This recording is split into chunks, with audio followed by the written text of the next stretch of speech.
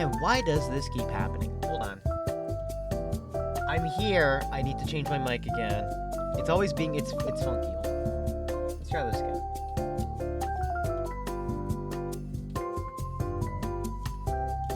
Better. Everything's all better sounding now. Anyway.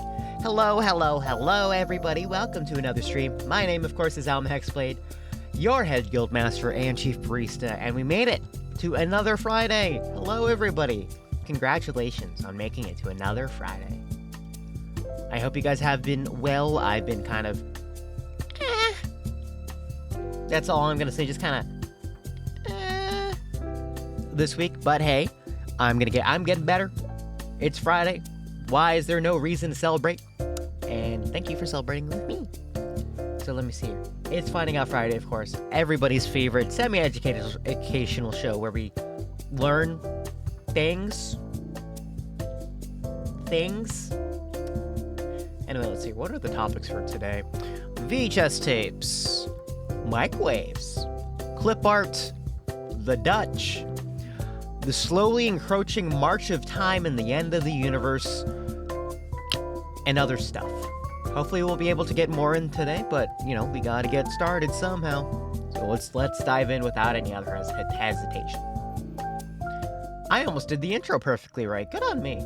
Anyway, the first one, of course, is about VHS tapes. The first video here is from good old friend Techmoan, old man, about the, oh, hold on, let me get my, screen up here. Here we go. Is about... What is it about? Oh, disposable lightweight VHS tapes, which sound already incredibly concerning. I'm already deeply concerned. Let's keep going, though.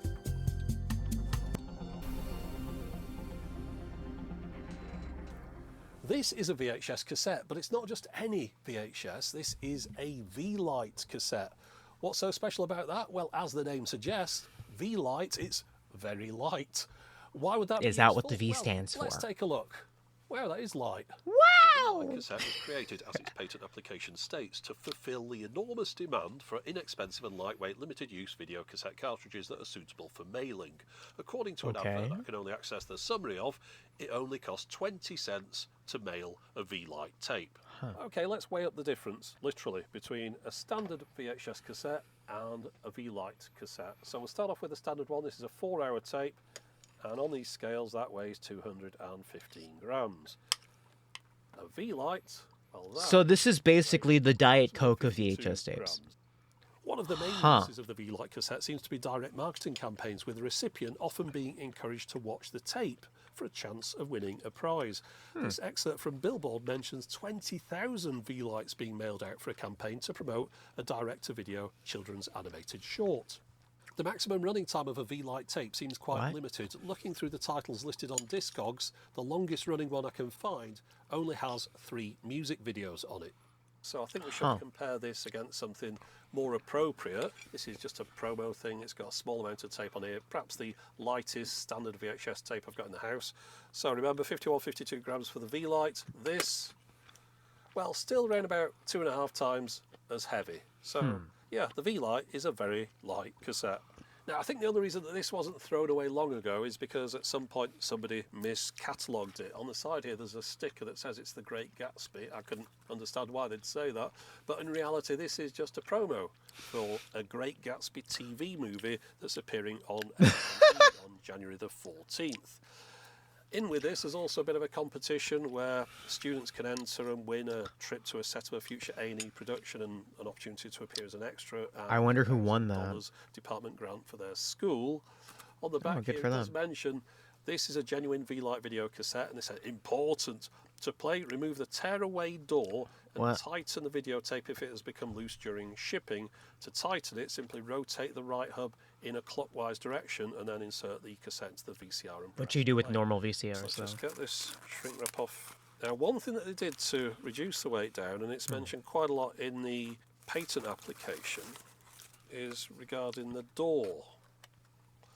As you know, in a normal cassette, you've got a protective door. Well, this just has this piece of paper on here. Which... Wait a minute, oh my god, it's made out of foam board. got a protective door. It's made out of It's just a big styrofoam package for the tape reel. Oh man, why didn't they do like the reel-to-reel idea of making like a modular tape? It's amazing it's still intact. It's amazing it's not just absolutely disintegrated. But then again, he like showed it off and it was like still in its packaging. So like, yeah. But like, I'm surprised they didn't do like the modular thing where it's like, oh, let's just make a modular cassette format and just have like a reel. And then you know, spool up the reel and then it plays like a reel-to-reel. And you just need to rewind it and you're fine. Maybe there's a technical limitation or something? I don't know. I feel like that's smaller to weigh than before. Ray, hello, hi! Oh, well, this just has this piece of paper on here, which I'm supposed to tear off. Let's give it a go. This is just supposed to, hold on, rip that way. I don't think that's gonna, let's do it like that, that's better. Right. And there's not an awful lot going on here. There's nothing in the way of rollers. That's just a piece of tape, I think. It's not even maybe a bit of plastic. There's no plastic. Really, it's so bad. Very basic. It's amazing that this thing will play. Well, let's see if it does. Right, now I'm using a DVHS player here. It's backwardly compatible with VHS, but the reason I'm using this... I feel like it would like destroy itself after one use. That's better. Right. Still don't trust it, but we'll give it a go. This machine's a little bit funny with loading, so I'm just going to shove my hand in after and make sure it drops down as it should do. It seems to be in there. Okay. Play. It would be funny to watch it self-destruct, though. Let's try again. Just absolutely self-destruct in a VCR player. Let's give it one more go. Okay, well, that's not going to work. So I'm going to give up on this idea. I do have a UK VHS machine, PAL, obviously, but it does have quasi-NTSC playback, so we'll give it a go in that instead. Okay, I've swapped to my trusty old Panasonic, and running it through the capture card to the screen that you see. This version of the movie came in 2000, So like on the cusp of getting replaced by DVDs and then just getting owned in the packaging market. I mean shipping department. Great American Student Screen Test. You want a chance to win a role in an A&E original production? Well, get your act together. This is the big league. Students from all across the country are fighting for a callback. All you gotta do is convince 2 of your classmates to join you and act out a scene from the A&E original movie presentation of F. Scott Fitzgerald's classic, The Great Gatsby. Here's how the pros do it. Yo, there's a picture of the pool at the end. Spoiler! Oh my god, I can't believe they didn't tag their spoilers for The Great Gatsby. I wasn't even ready. That's just messed up. Motion picture event that brings an American masterpiece to television. F. Scott Fitzgerald's timeless classic, The Great Gatsby. It did it again! This January to A&E. Ask your teacher for details. Also, yeah, there was a date there, January 14th, 2001. Yeah, that's all you get. 2 minutes 20 worth of video. Okay, let's rewind and see if we can get it out of the machine. But now the big question, will it eject? Making some encouraging sounds. There we go. That's something I'll never watch again. Now the most obvious way that the V-light has been simplified down is with the removal of the door that protects It's just the tape. paper and There's styrofoam. stuff in there, there's springs and goodness knows what else. In fact, I think it's probably worth taking apart a normal VHS cassette, getting all the bits out and seeing exactly what goes into one of these, and then having a look at what's inside the V-light. So It's amazing how much you can get away of that. That's so interesting. All right. Right, I'd suggest that this is a pretty typical VHS cassette from the end of the VHS era. Earlier on there was even more parts in them than these, but we've got these metal roller sections here, a few little bits of plastic there, 4 springs, 5 screws, of course the tape reels, the housing, bit of metal in there as well, and that's the door. So yeah, quite a lot of stuff going on inside there. Let's see how this was simplified in the V-light. Right, well, first off, we've got no screws in here. It's just stuck together. So let's try and unstick it. Right, so that is a piece of plastic rather than card. I thought it was card, but there's a paper sticker on there, of course. But this is plastic, presumably, because it Can you volume the relative a little bit? the reels. So Yeah, those that's are cool. the tape reels. We'll see if we can get those out. Oh, they're not. Hold on. Let me boost it just a little bit. Man, I wish I had a better way of doing this instead of having to open up the app and maybe doing it more. Come on.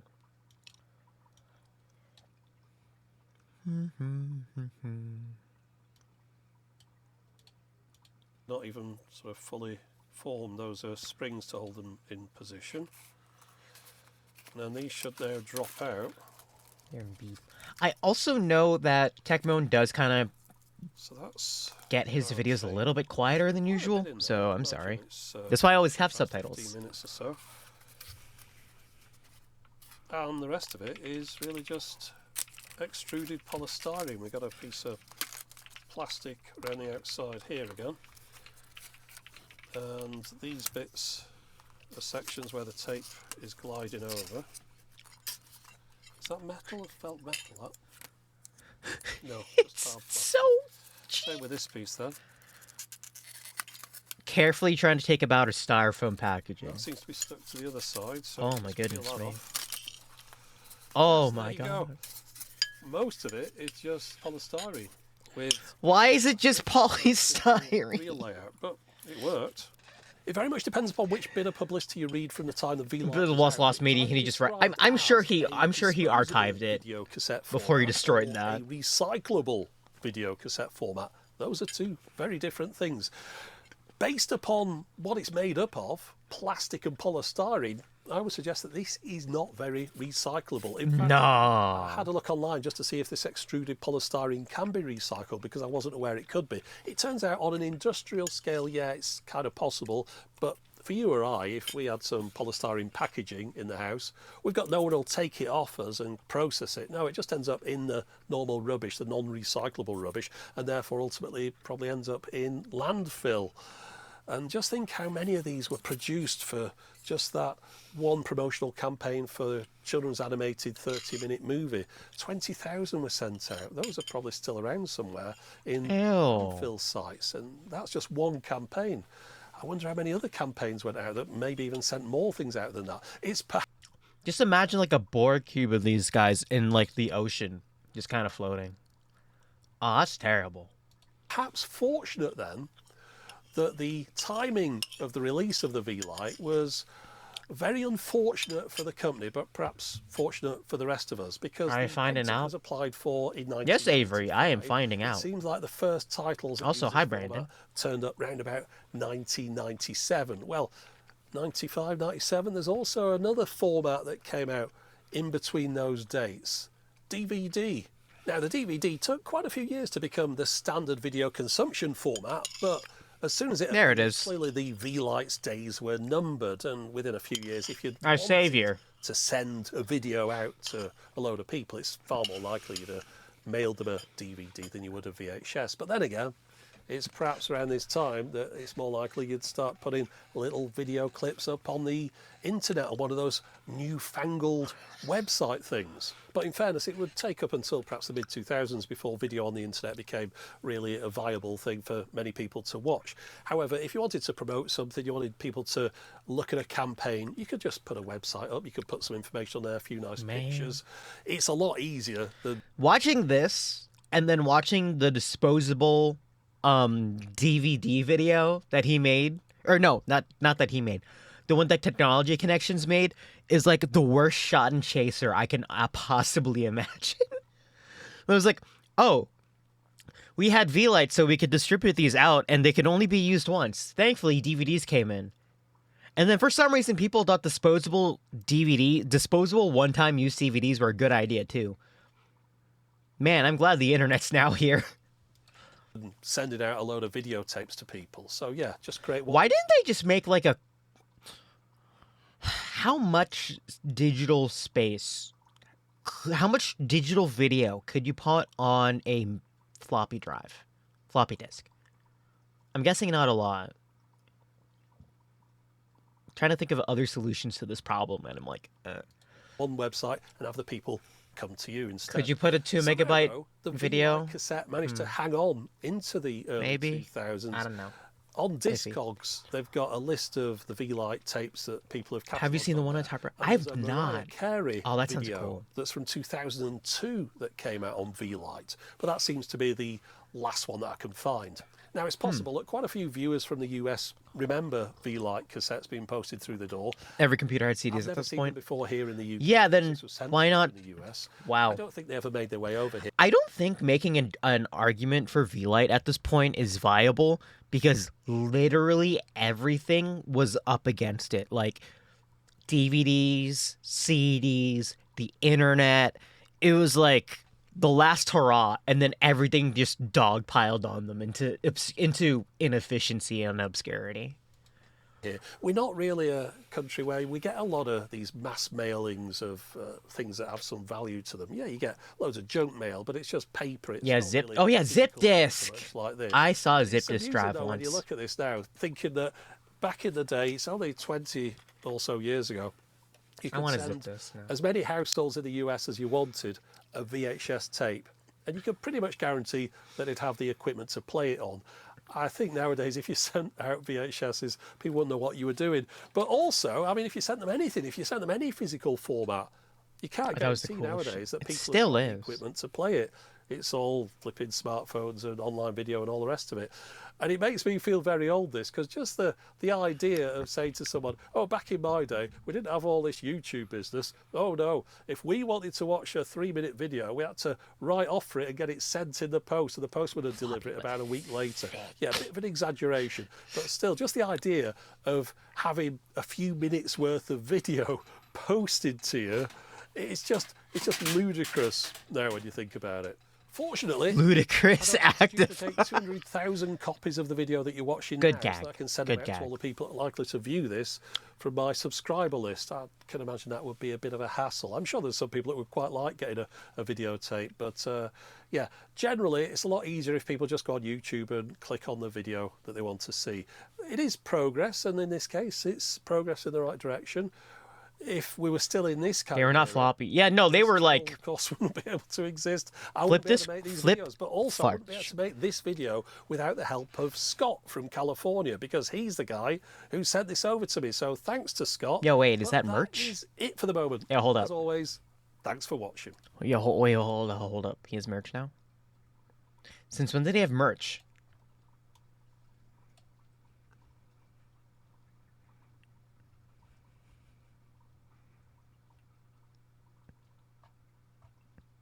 I want to buy every single one of these shirts, I'm not gonna lie. Okay. Well, we can move on. So there was that. The next video we have, oh yeah, this is from Celgen Studios. It's about a computer made by Sun Microsystems. You might know Sun as the guys who made Java. Imagine it's 2001 and we know each other. Tecmo did a video about it. The funny thing is I probably would have the ability to play it. And I'm pretty sure I have a DVD rewinder still in my basement. We don't even have a DVD play. We don't even have a VHS player anymore, but we do have a we do have a VHS rewinder. I don't know why. Anyway, next video is Celgen is from and they made Sun Microsystems, the guys who made Java. That's still relevant, right? Right? Oh, okay. Anyway, it's about a laptop they made. Is the ThinkPad 850. Oopsie. This here is the ThinkPad 850. This is a PowerPC laptop made by IBM. The purpose of this here was forgot. to make IBM's RS-6000 portable, and this was their solution. And it's kind of enormous, but it's also really, really, really beautiful. It's chunky. And that was a big thing with a lot of RISC workstations at the time. The hardware is amazing. Like, the designers were absolutely top-notch on this stuff here.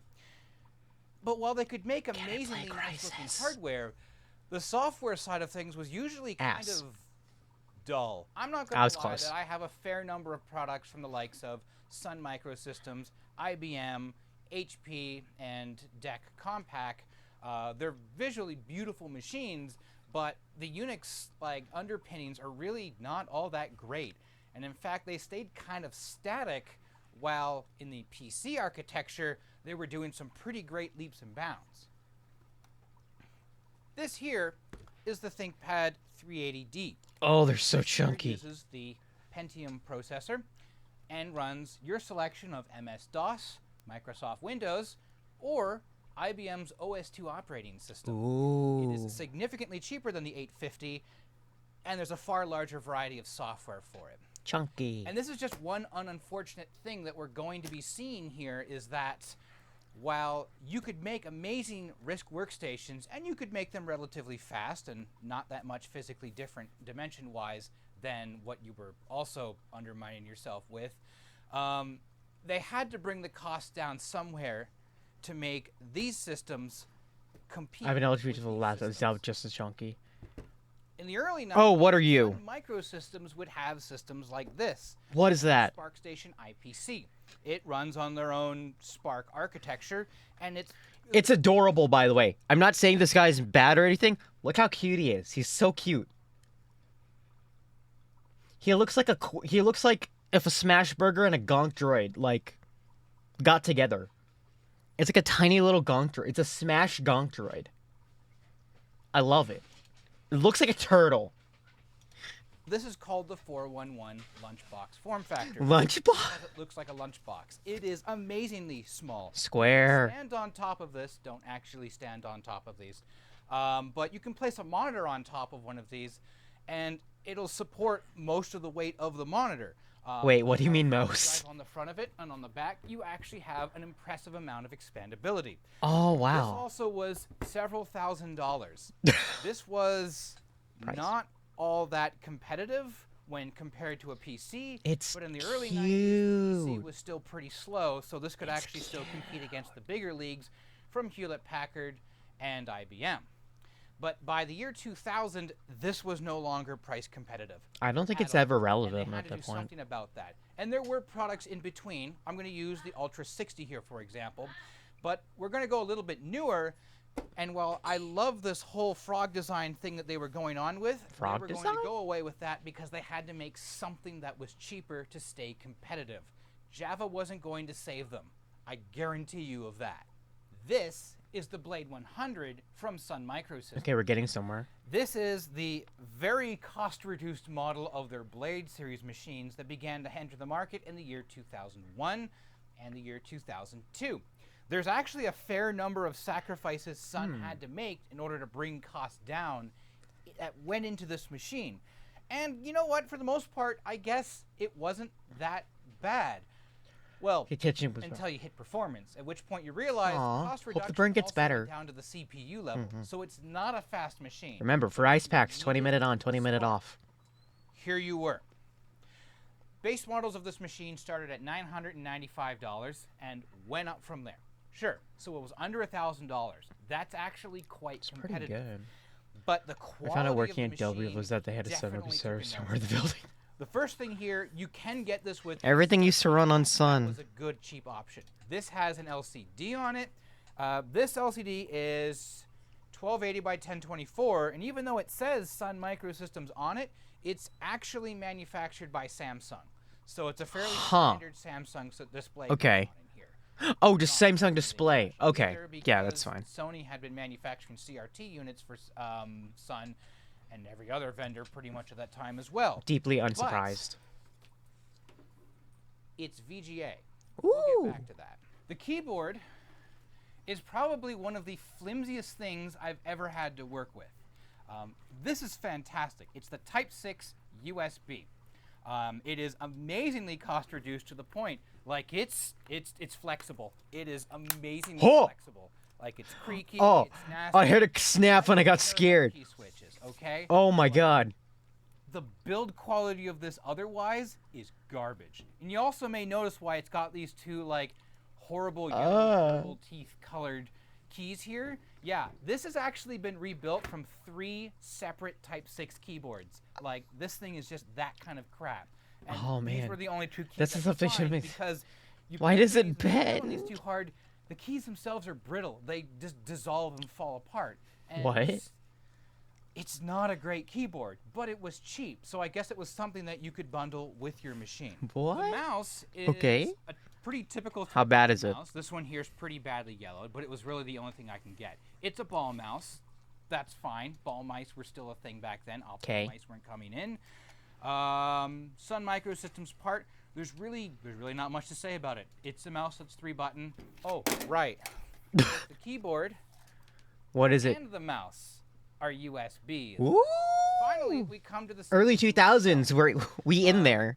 Gone are the days of the frog design language that was going on. That was like, kind of like it was popular. Kind of cool though. Early 90s days, going all the way back to the Sun 3 even. Now it's all curved. It's got this new gray color here. They're still using that kind of like purplish gray on top. The Sun Microsystems logo on the front here. You do have a CD drive on the front of it.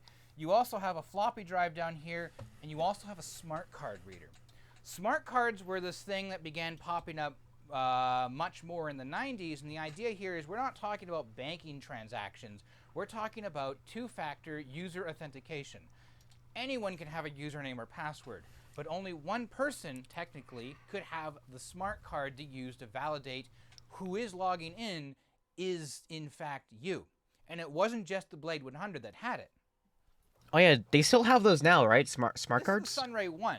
This is a network appliance that was also sold by Sun Microsystems. What kind of design is that? It is a oh, there we go. Okay, cool. Net booting terminal with VGA and video input and a built-in power supply.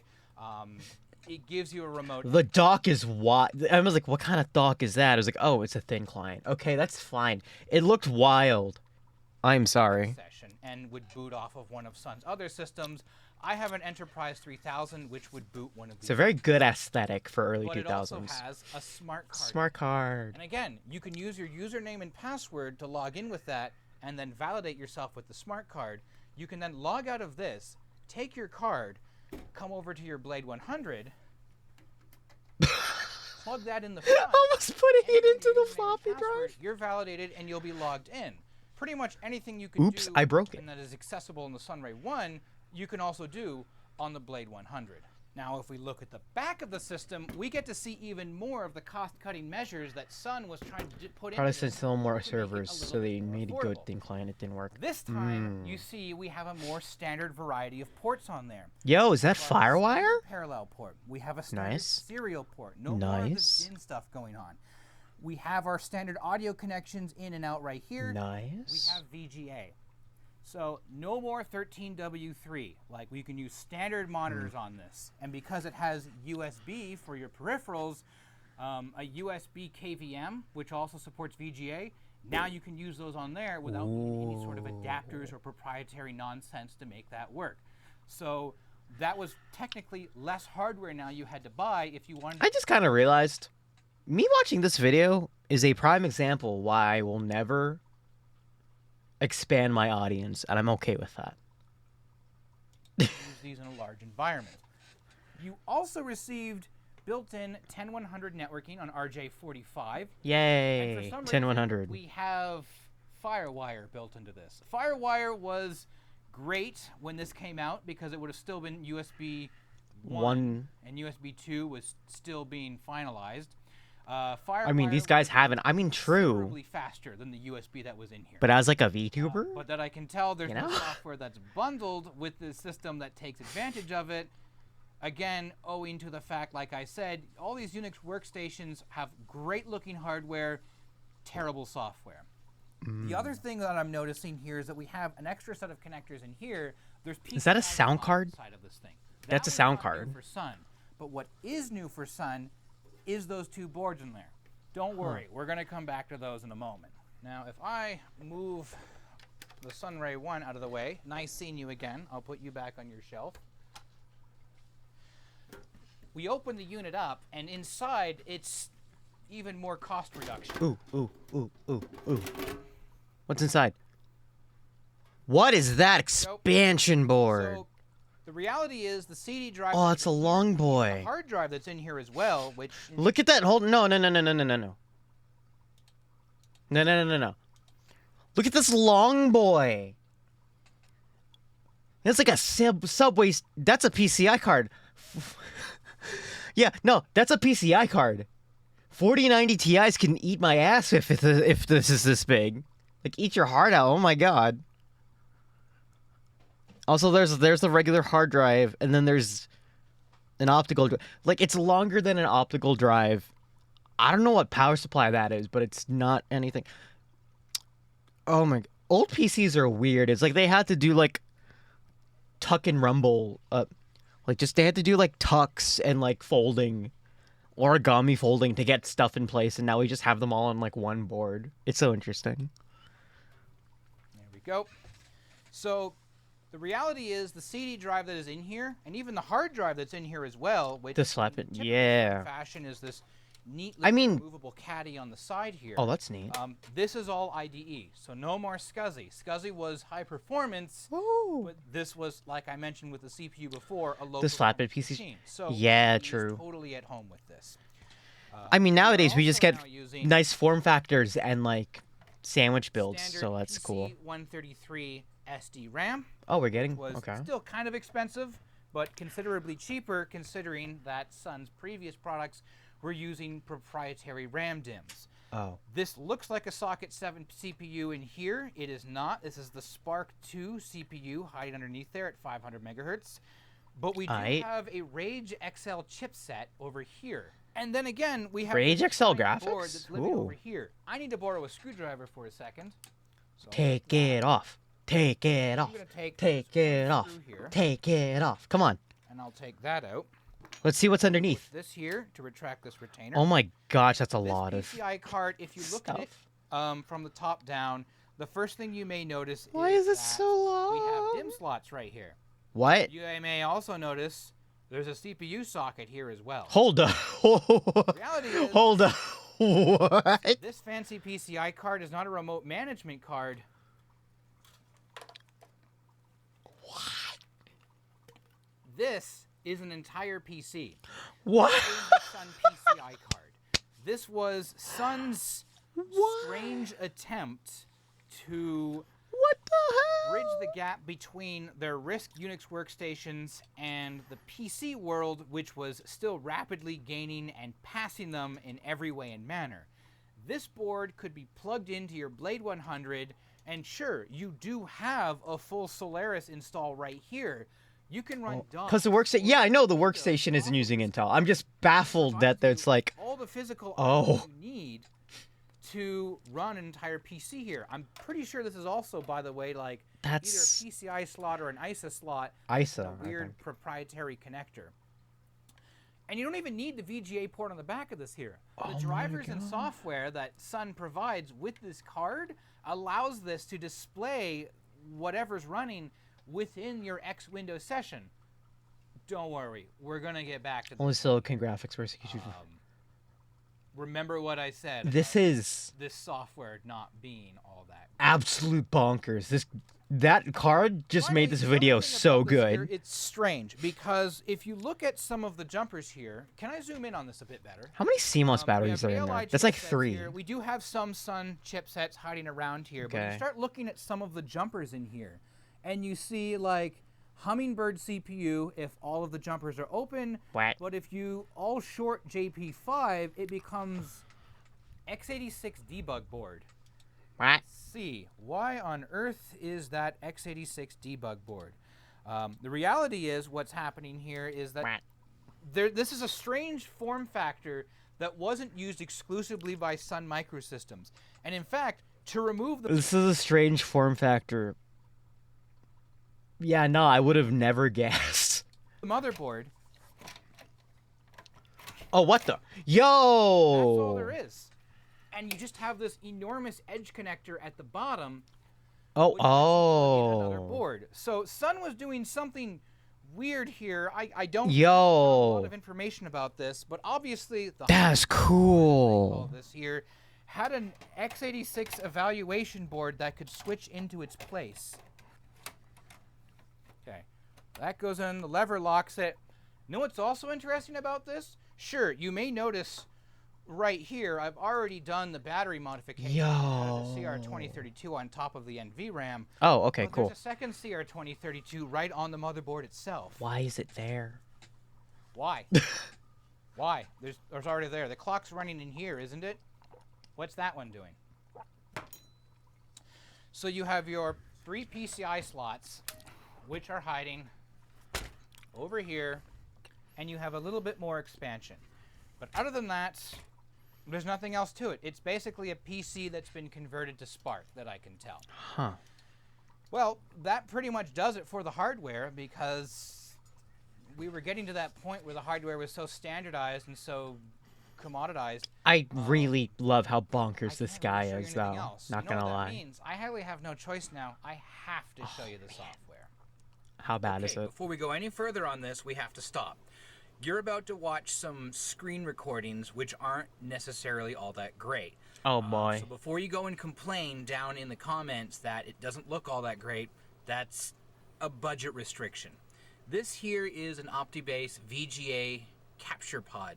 VGA on one side, USB on the other.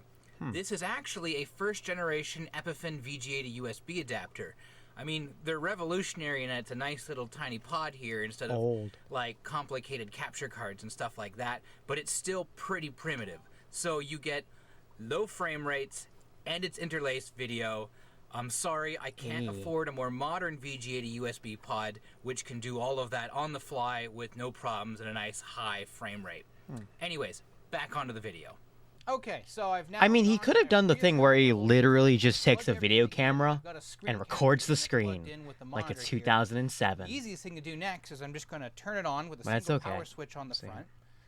And it sounds like a machine from the early 2000s. It's got one of those Western digital hard drives in it. It'll even do a post beep.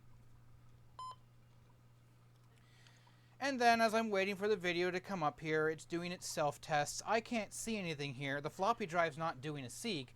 But then after a couple of moments here, that light goes solid and it begins booting into the operating system. One of the neat things is that you need an unregistered HyperCam 2 overlay. Like I have a friend who has an unregistered HyperCam 2 overlay. This is still a 64-bit operating system. The Spark 2 in here is still a 64-bit CPU. So that's one of the few things that it still had going for them when the PCs were... The boot looks fun, though. Beating the crap out of them and outperforming and outpricing them. 64-bit, if you wanted that, it was available.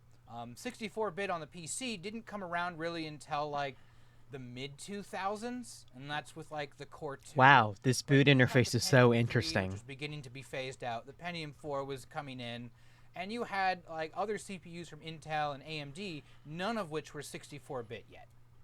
I'm reading the log. Don't look at me. I'm reading the event log in here. 64-bit machine. You're going to be noticing here as well, probably, that there's a bunch of errors that are being displayed here. This boy supports IPv6. Functioning properly. That's kind of cool. I didn't set up DHCP properly. Hint. Don't use DHCP on any Unix machine. It's a complete nightmare. Just use a static IP address. But eventually, it'll still boot up all the way, and here we are. The classic CDE login splash screen that's been OEM'd for Sun Microsystems for Solaris 9. The 850 runs CDE as well. CDE, or the Common Desktop Environment, was very common between all of the RISC Unix workstations, like to the point where even some of the early Linux X window copies were basically just like minor improvements over CDE itself. It has its charm. It doesn't use a lot of colors to display its windows, but it's still really jank, and I find that by default with a lot of these installs, there's not a lot of software that's installed. Is it endearing jank, though? Fancy and bonusy.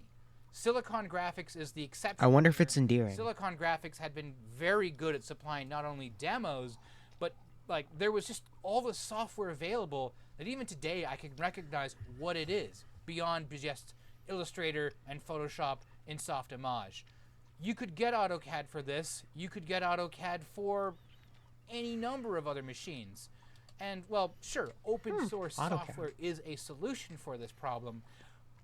But then again, you do open source software, anything that you compile and run on this will probably compile and run on any other system as well.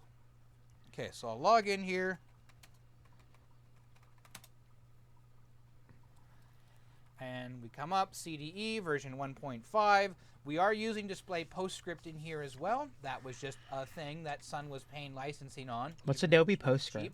And hello, here we are, the good old CDE desktop. What am I to explain here? Like, if I show you, again, the 850, it's that sure is a if I show you CDE desktop. It's going to look the same. It was a scripting really, language the for printing. Underlying Huh. different here is that there's software. Wait, so it's LaTeX? It's LaTeX. What you're telling me it's basically LaTeX, minus the math stuff. Huh. Using Java. No, not late. It's spelled LATEX. Hold on. This is gonna be. I'm gonna search this off screen because it's probably gonna be bad. Oh my god! I found it first try without searching bad things. Yay! I'm talking about LaTeX. Fuck. So close. LaTeX is a scripting language for document preparation. I swear why is it spelled the same way? Why is this spelled the same way? No, I meant the document format, please.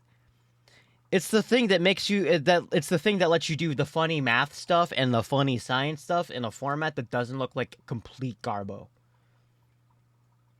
That's all I'm saying. See, you go from this to this. It's pretty. Okay. Anyway. And that's about it. If I go into our application, that was a bad search. That was an absolutely bad search. Our administration stuff. This stuff seems pretty straightforward. There's some stuff I don't understand why it's there. For example, ejecting floppy on a floppy drive that's manual eject. I do have smart card services. Right. Printer administrator. At this point here, I'd like to point out I have the smart card, and if I put the smart card in there, other than just turning a light on, it doesn't care. You have to set up smart card services for that kind of authentication to work. It's not out of the box. Again, it's like Sun was doing really good with their networking and their networked workstations, so they were going to dump a ton of money into that. So the smart card in this case here, we're not using. Now, if I don't exit out of my applications here, we'll go to our desktop applications. And like I said, there's not really a lot for demos or other software included. Watching this go so slow is killing me on the inside. Because we can, that was a popular thing. Netscape is bundled with this. Netscape! Fun, but yay. In this day and age, it's kind of useless because everything's HTTPS, and this version of Netscape will not support HTTPS. So, like, 95% of the websites you can think of off the top of your head aren't going to load on this. The old web. But again, like, we're missing a bunch of scripting and a bunch of other things, and pretty much nothing now expects Netscape to be working. And of course, like I mentioned before, there's a bunch of jank that's associated with running CDE and the X Windows system. If I do stop A, suddenly you notice here I do have no working mouse, but I also now have type go to resume, and I can do it. I've basically gone down to a prompt. And if I type go again, oh god, it doesn't refresh the screen. It does give me this back, but as you can see now, all of my window elements are now corrupted by everything being bumped up by one character of console text. What's going on? Minimize it and reopen it, and then that corruption goes away. There. See, it hides like that. How does an operating system expect to do this? Bundled into Solaris 9 because there's really nothing different in this, and well, just find it yourself. Seriously, there's nothing on here. There's no killer apps. There's nothing. I'm slowly dying on the inside watching this. Like, you hosted files, that was it. But the Sun PCI card was supposed to make this the great transitional leap, because not only do you have the hardware of a 64-bit SPARC here, you also have a 32-bit Pentium processor or equivalent in this machine as well. Actually, I believe it's an AMD CPU that's used on the Sun PCI card. Interestingly enough, the software to install it is also just as jank and awful. So I'm going to, if I can remember where it was. I love that he has a document on the desktop labeled problems.txt. There's a lot more than you could probably fit in a text file. Open that up. What was it? LS. Yeah. The interlaced file format is making me scream. Sun PCI. Oh. I just. Yes. See, it is case sensitive. CD SUN W is uppercase. I'm cringing on the inside. Guys, please help. I'm in there. LS. Comfort me. So this is everything. Like the drivers are already loaded. Like everything's been unpacked and set up. I've already created a virtual hard disk on here, so it'll set up and boot. All I have to do. I just realized if this is the performance of what it is using, like the operating system and it's made to, what does it look like going through the Pentium? I'll hit that. CPU, there we go. It's going to open this window here, and now the first thing you'll notice is that okay, there we go. Huh. So, one of the downsides here, and again, one of my complaints to being this jank that we keep seeing within the operating system, is that the Windows system, for some reason, if I put my cursor in focus of the Sun PCI window, the graphics corrupt everywhere else outside of it. And if I take my cursor out of it, it inverts. So now that area is corrupted, but the rest of the desktop is totally fine. What? And it's kind of annoying. But as you can see, it's booting up like a regular PC.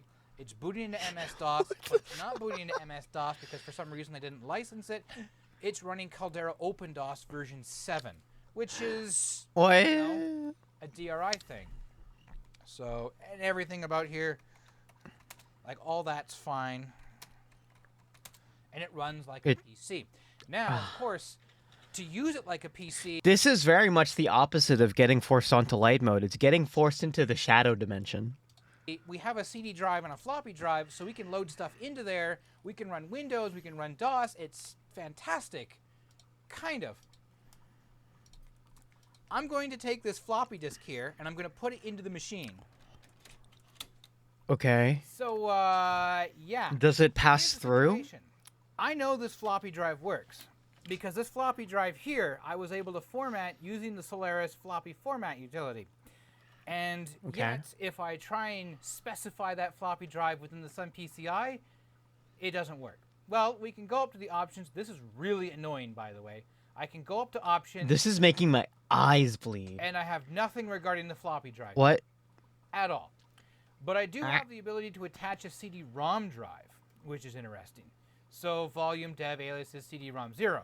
Okay. I know this CD-ROM drive works because that's how I installed Solaris 9 on this and have to reinstall Solaris 9 again because I broke the networking on it. But if I make that work, it's just like, oh, no such file directory. It doesn't like the CD-ROM drive. It could just be that it doesn't see a CD in there. My eyes. I'm not sure what's going on there. But it's a little frustrating, so no. Every time it flashes, it makes me want to scream. So neither the floppy drive works, nor the CD drive works. What are our options for configuring? This is still really annoying, I want to point out. So I can reset the PC. We know. That's that. I can attach a hard drive, which is a virtual hard drive, create a new hard drive, which is a virtual hard drive volume, which I might add has permissions on it. So me as I installed this as root, this is running as root. If someone else tries to run this, they have to run it as root because I screwed up. I can eject the CD-ROM drive. I can attach CD-ROM. I can attach a mouse because I guess I can. But that's it. I don't have any... This is just the... No. Stop clicking back into it. It makes my eyes hurt. All I have is a utility here to create the disk. Other than that, I'm kind of screwed. The pain. I know these products existed. The pain. Orange Micro made some. The Orange PCI cards are great. There was also new bus versions, but we're not talking about that. And even Apple themselves had these PCI, PC compatibility cards, and I love them. They are absolutely fantastic. They have a control panel. You can specify virtual volumes. You can create and destroy virtual volumes. You can specify your mount points for your CD and your floppy. You can allocate how much RAM the system is going to use. You can share other resources. You can even do shared volumes, which is actually a physical volume on your Mac install that shows up as a drive within your compatibility card. This has none of it. I deployed the package, and this is what it is. And I hate it a lot. I've been holding on to the Sun PCI card since 2010. I am completely underwhelmed by just how bad this is. And this was supposed to be like the big bridge from Sun to go from Spark, Ultra Spark, to the PC. I'm gonna skip ahead because I think we've gotten the summary of it just being like weird amounts of just jank and pain in the butt. And I need to learn more of this, which is why I'm just going to subscribe, because my eyes hurt and I don't want to think about it. Okay, speaking of old things, I'm not talking about Linus Sebastian. We're going ahead in the future to emulating Windows 95 stuffs. There are thousands of games, even entire genres, that can only be What played genre is an encyclopedia? on an old Windows 98 PC like this one. But it sucks. It's big, it's loud, it's heavy. Unless I spend extra money, the most reliable way to transfer files to it is to burn a flippin' CDR. But it's my only hope if I want to share my favorite childhood games with my kids. Tribes. I saw Tribes. Wait, what is this? Windows 98? Running on a modern computer? The hardware even all works. What sorcery is this? The kind that gives me confidence you are not going to be able to navigate away while I tell you about our sponsor. Pulseway. Pulseway is a mobile-first remote monitoring and management tool that's built with MSPs and IT teams in mind. Okay, that's actually... Learn more Oh, there it is. already solutions to running older software. There you go. DOSBox and Windows compatibility mode come to mind. But this is different. PCM is an honest-to-goodness, PCM. you're even emulating the CPU and firmware solution that drastically improves software compatibility. Can your DOSBox do this? BIOS. Pretty. I'm impressed that sound is working. And check this out! Ah! It's a whole working PC BIOS! There's not much we can do in here. I mean, even things we take for granted now, like overclocking. I have nostalgia for this as well. Firmware in This is days good. would have been like conductive pencil mods, replacing oscillators. There were jumpers. Jumpers. I want to play like around on Kid Pix motherboard. again now with Now in this. Windows, I don't remember Process Explorer. This was an add-on or something, right? Yeah, so this is a sysinternals app. We actually have a video on that. Basically, this gives us a much better sysinternals task manager experience. There's something that I would always do. Oh, yeah. You have to go in here and you have to uncheck this. Yeah, to be like, oh, do you have a proxy? Haha. Yeah, it would make things really slow every single time you launched Internet Explorer. Speaking of which, obviously, Internet Explorer is not going to work, but we are. We'll make it work. The network. Are we? Go to entire network. Ah, here we go. No. Wait, what? No, we do not have an IP. How is it that Windows networking tools have actually gotten worse? I know, right? The fact that this just has a release and renew button right there. Wow, that's kind of nice, honestly. Hey, look at that! Here we go. And check it out, all those familiar faces. No way. Wait, can I just? Okay, well, it makes sense that Yvonne's workstation would not just let people browse it. Why are you going into your wife's workstation, my Okay, dude? hold on. What about a NAS though? Well, the thing about I was going to say the thing about Windows 98 is that it will use the login that you chose at the beginning for all of your logins for network places. So it probably wouldn't have worked, but this enables anonymous access, so it totally works. Can I just? No, not enough free disk space. It's only an 8 gig disk. There you go. Okay. Huh? It's I wasn't working. expecting that. Windows 98's file sharing is ancient. Most things don't support it. I remember it being terrible. Now this is with the unofficial Service Pack 3. Yeah. So it has like up-to-date stuff, but it's still a pain to get set up, and it doesn't work with like Windows 10, Windows 11. Maybe I should do This is the those. server that I was pulling files off of. Yeah, because that was a Plex server, or whatever it was on Raid. Yeah. Now, as I mentioned, obviously Internet Explorer is completely unsupported on the modern web, but we can fire up Opera, which is still available for Windows 98, or like. This is a version of Opera that only really runs as a consequence of installing a package called Kernel X, which kind of emulates Windows 2000. Oh so snap! kind of It multiple levels works. deep here. I see. That being said, not everything will work. HTTPS generally doesn't like to work. There are other browsers you can try, but you can also use the old web. Theoldnet.com. Okay. The old net. 1998.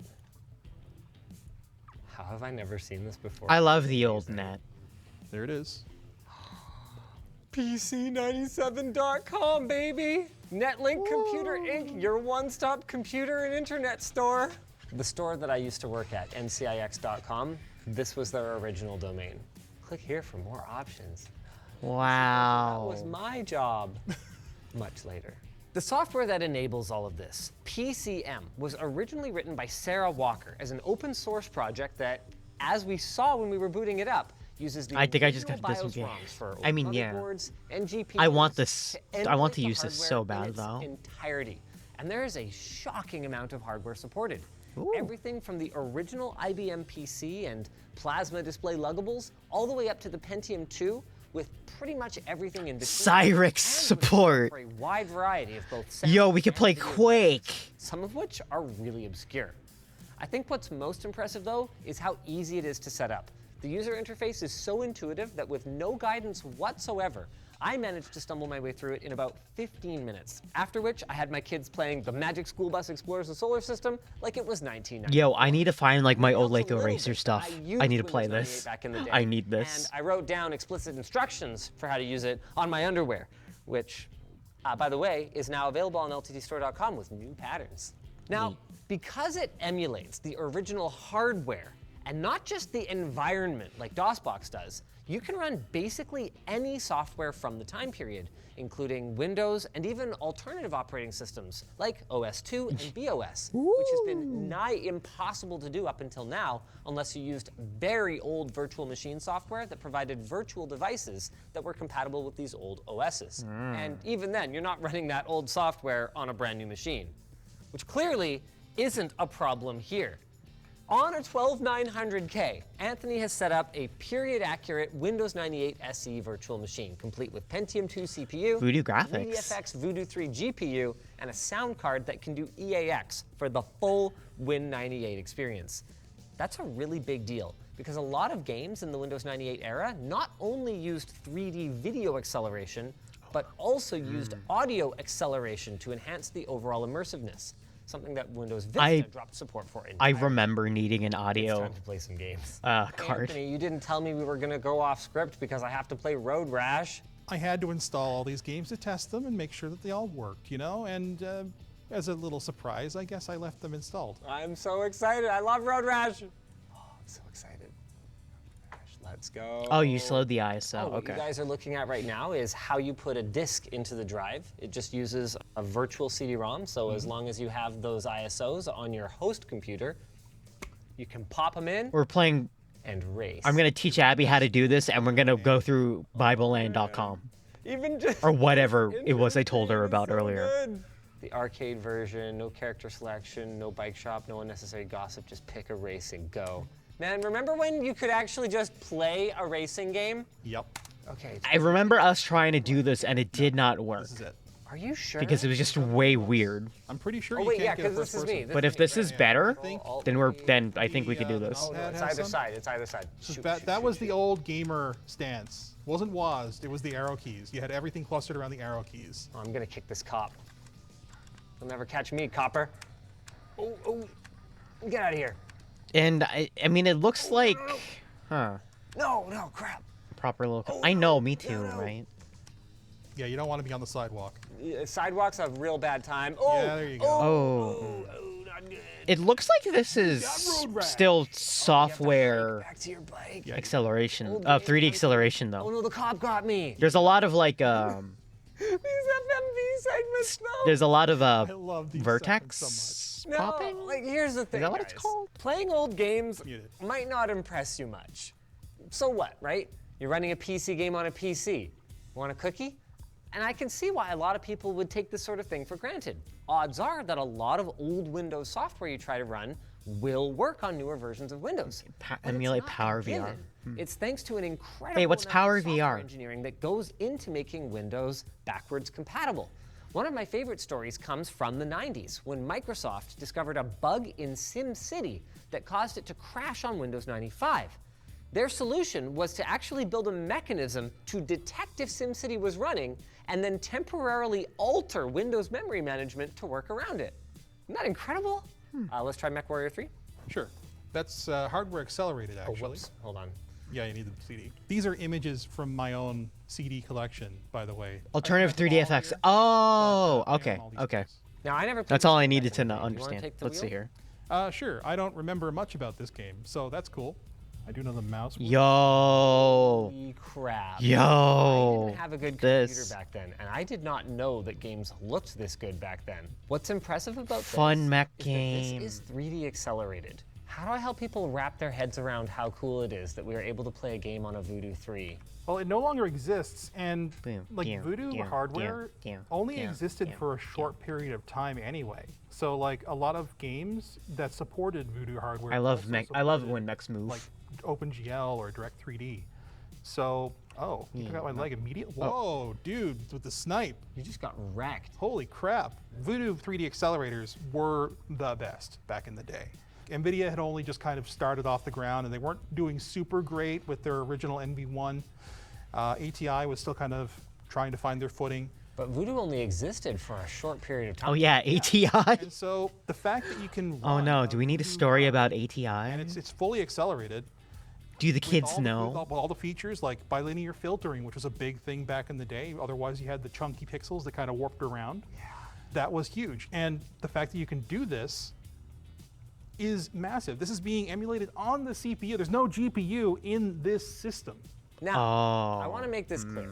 Some older games will work without jumping through PCM hoops. You can use community patches or community projects like DG Voodoo to convert old APIs like Glide to modern ones, but that can be its own entire rabbit hole unless a studio like Night Dive has taken the time to restore it.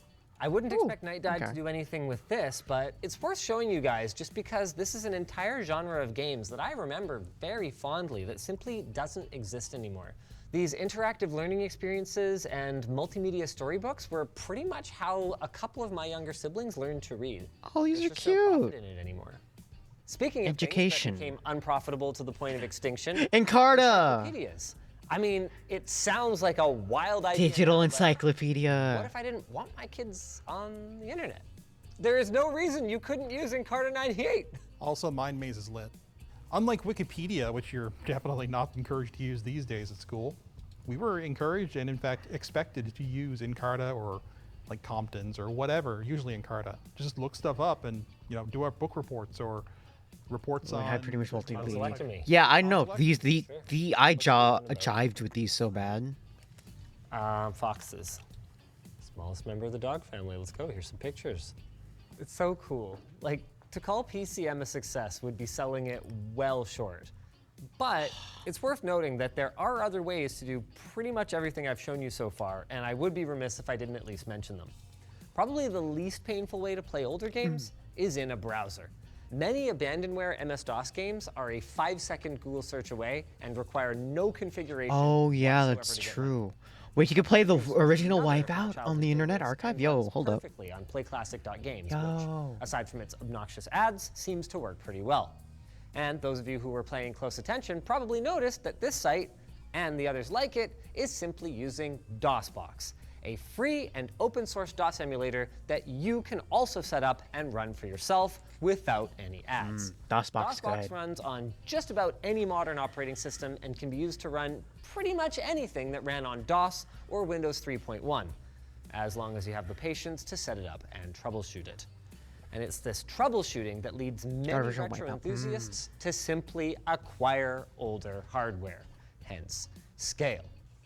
Old software, even if it's running correctly, is full of idiosyncrasies that made sense at the time, but seem pretty bass-ackwards today. For example, many older games have their physics and animations tied to the CPU clock speed. Yeah. Therefore, when you would upgrade your computer, they would The game becomes impossible. Fun fact, by the way, that was the true purpose of the turbo button on pre-Pentium era Intel PCs. It was not to make the computer faster. It's to was slow it actually down. To slow it down for compatibility with last-gen software. Yep, So yep, yep, yep, yep. unfortunately, even older hardware isn't the silver bullet that you might think it would be. I mean, believe it or not, the progressions from DOS to Windows 3.x to 95 and Windows 98 Yeah, took place. yeah, everything goes to, I think everything went to shit, like what, about here, right? Like right up when we go into the 2000s? Is it because one of these was branched off NT and then one of them wasn't, right? I don't remember what, though. One of these branched off, yeah, what was it again? It was like one of them had the, one of them branched using a new kernel and the other one stuck with the NT kernel. People liked it. Well, people liked the NT kernel for backwards compatibility, but new kernel, everyone thought it was shit. Was it ME? I think it was ME. Over My history is missing. While we might think of them all as kind of part of the DOS-based era, there's no one hardware configuration that will cover you across the board. So, after a time, you're going to end up like Brian the Electrician, hoarding dozens of unique configurations and the spare parts to go with them out of fear that your old hardware Why did this go down to fail, 480p? No. and that there will Right? be no way to replace it. Now, Windows XP's XP compatibility for is backwards gonna get you compatibility. a Yeah, lot yeah, there. yeah, yeah. But anyone who ever tried to use it at the time can tell you that it was less of an Apple Rosetta and more of a, oh wow, it worked. What a pleasant surprise kind of experience. I mean, even PCM can't account for software that's just straight up incompatible with the hardware. Speaking of which, the Need for Speed SE. DirectX is installed. Bleh, bleh. That's a weird hybrid of like a Windows and a DOS program. Like you saw that it said install DirectX 2 and DirectX 3 too. I Like, saw that, Both yes. of those. It actually runs in DOS and its installer is DOS and it uses DOS like sound configuration. What we're seeing here is whatever incompatibility we have, either be it hardware with our EAX compatible sound card or maybe our Voodoo graphics card. Or just and Windows 98 at all. Windows 98 at all, it just will not run. Absolutely not. However, this apparent weakness is actually one of PCM's greatest strengths. Watch this. Through the magic of simply creating a separate VM that emulates completely different hardware, we can either select our EAX-compatible sound card for immersive audio, or we can do this and handle games that came out during the transition from DOS to Windows 95. Let me tell you, as someone who lived through it, that was a painfully long period, and compatibility was a huge problem. Did you know that they still made DOS games as late as 1998 because of the limitations of the early versions of DirectX? Whoa. Let's try it again, this time in Windows 95. Hey, there we go. Oh shoot, I have to hit A. shift and stuff? Yeah. there we You go. should have an automatic shift, but you need to shift out of neutral. Oh, hi there. Oops, sorry, hi, Mr. Speed Limit Sign. Oh, this looks This was a fun. very immersive game back in the day. This is unfortunately the special edition or SE. A lot of games use these doesn't have any of the Dick fun Center Days cutscenes or Uh-huh. colorful characters. Yeah. You just have the racing experience. Oh god, StarCraft 2 was This game DX9? period works fine. Wait, no, that- Yeah, from 1996. Wait, I should have will known not that. run I knew in that. Any version of Windows, it has to be DOS. And good luck getting everything working. Anthony juggled having sound, a mouse, and networking support Look at back the in the patches day of the Intel due card. to the need for a massive amount of conventional memory, of which only 640 kilobytes of it is available in DOS. With that in mind, the farther back we go, we can go all the way back to the original IBM PC, the more DOS box kind of just makes sense for people who only want to play games. That is, unless you really want to relive the experience of manual memory management like Anthony and so many others. PCM will give you that experience, and it will be faithful, which I guess leads us pretty well into some of PCM's other weaknesses. I want to try this For now, starters, real while bad. Serial ports and parallel ports are emulated, you cannot pass physical devices to them. Anthony learned this the Dang. hard way when he tried to transfer saves from his Dreamcast Massive Memory Card Plus. So what that means is that if, say, an app had a dongle for copy protection, it's to the high seas for you. Oh, that's and dumb. If you had designs on That replacing sucks. old point-of-sale hardware while keeping the software, What? tough luck, No. at least for now. No, please don't. 86box, a fork of PCM that's looking to improve accuracy, actually has this on their roadmap. But as of right now, you would need to use something like DOSBoss X for pass-through and then hope that the software is compatible. It's also a lot more difficult to access files on your host PC with PCM and with its derivatives. Yeah, the Dreamcast was running what? Any folder you want CE? as a drive letter.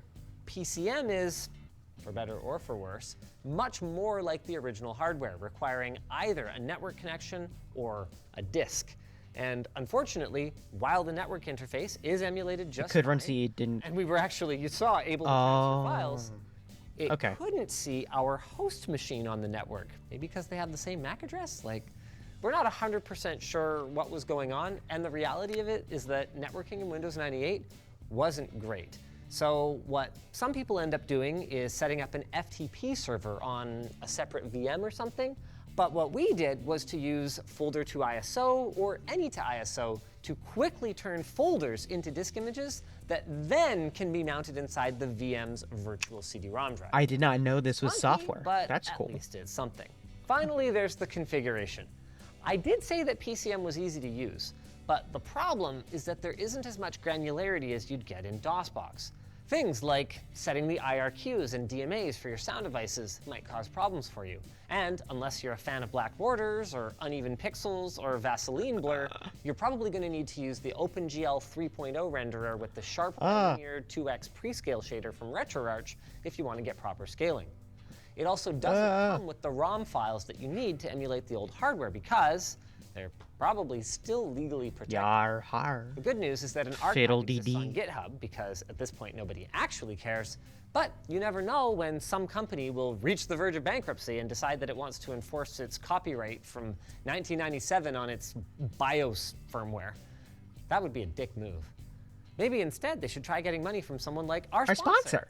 Micro Center. Thanks to Micro Center for sponsoring. Why can't I make dumb jokes like this where I transition to a sponsor? Is it because they don't have sponsors? I want sponsors. Anyway. Okay, funny, silly video time. Very small keyboard. Very small. Size matters, no matter what people say, and hand size is no exception. Unfortunately, I have small hands, and it comes with inconveniences. Come on. Ah, damn it. I can't swipe across my phone. Let me swipe. Daily chores can get real difficult. Ah, frick.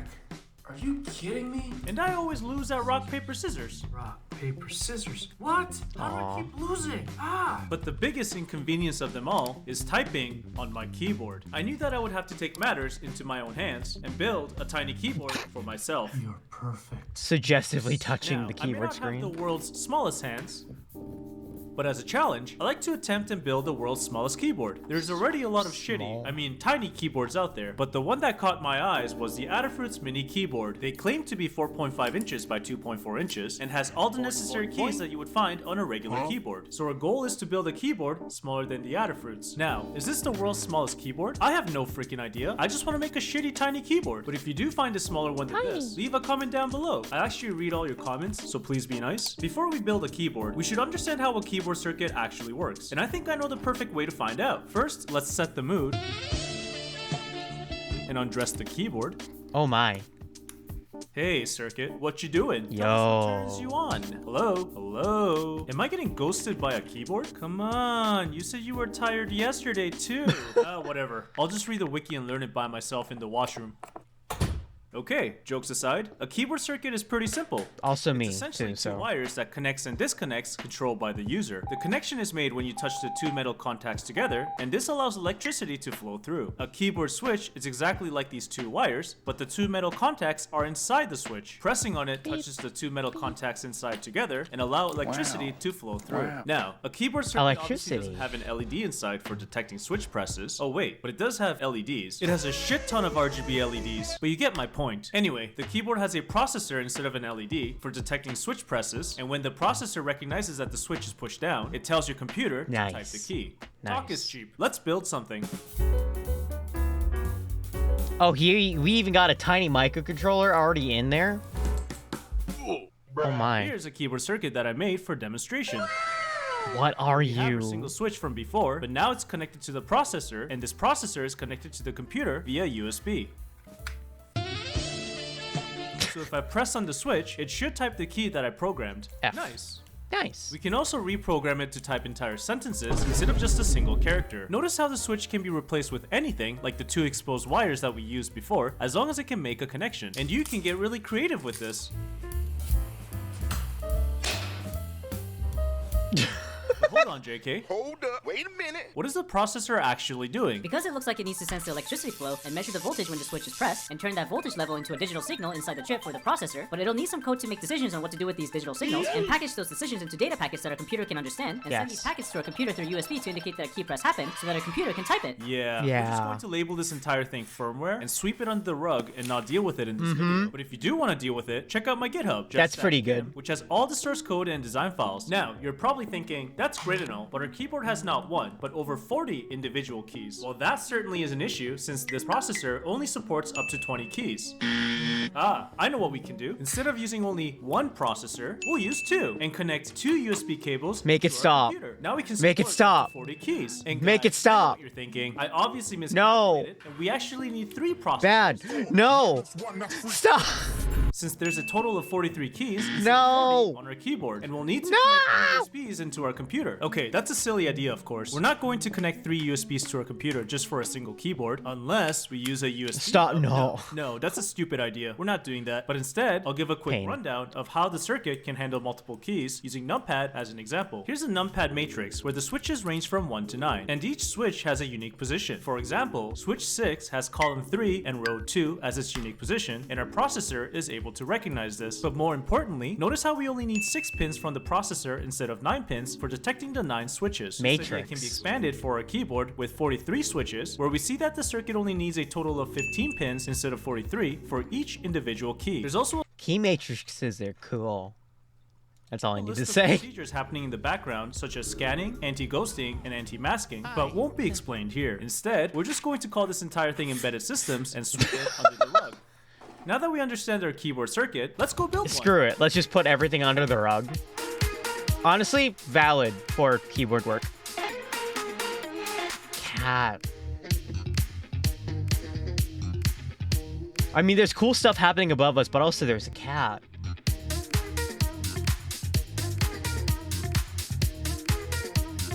I mean, also props to this guy for making, like making a PCB, getting it shipped over, and then hot airing these components onto it. Like, that's a lot of work. Oh my god, all those diodes are surface mount. What are you doing to yourself? Nice. We have a fully assembled keyboard circuit. Look how tiny it is. Let's type some keys. It's small. Huh? Why is it typing multiple characters and they're out of place? Oh, there's a bug on my firmware. These 2 values are supposed to be swapped. Reprogramming again with the fixes? Perfect. Works as expected. But it kind of feels naked typing. It's a 10 keyless. Let's fix that. Yeah. Nani? Yeah. Give it a So case. these tactile switches. Give it a case. Helicopter, helicopter. Check it out. I'm typing M, but if you turn it around, it looks like you're typing W. What? But if you press it...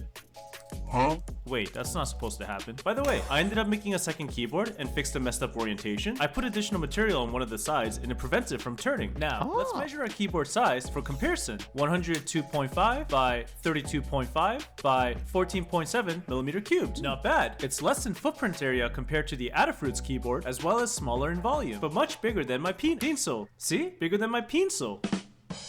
The height of our keyboard, and in turn, the volume, could have been much smaller, but I decided to increase the height for better ergonomics. Guess where I got the inspiration from? Ergonomics. I could call it a day and end it here, but I want to make this ergonomic proper. keyboard. So, the last thing we need to do is give our tiny keyboard a proper tiny case. Let's assemble the new case and put some rubber feet under tiny case. With that, the keyboard Tiny rubber feet.